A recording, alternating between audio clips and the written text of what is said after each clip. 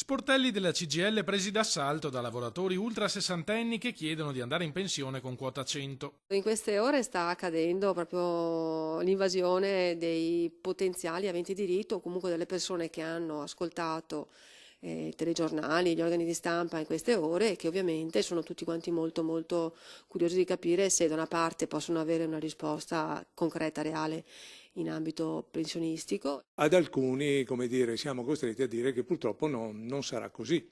Nel meccanismo dei 62 anni di età più 38 di contributi, spiegano dal sindacato, statisticamente ricadono molti dipendenti pubblici, mentre il lavoro privato, specie quello manuale e pesante, risulta penalizzato dai numeri. Mediamente è il mondo dei lavoratori operai, che sono quelli che appunto hanno iniziato magari prima con il lavoro, ma che appunto non si trovano esclusi. Non solo.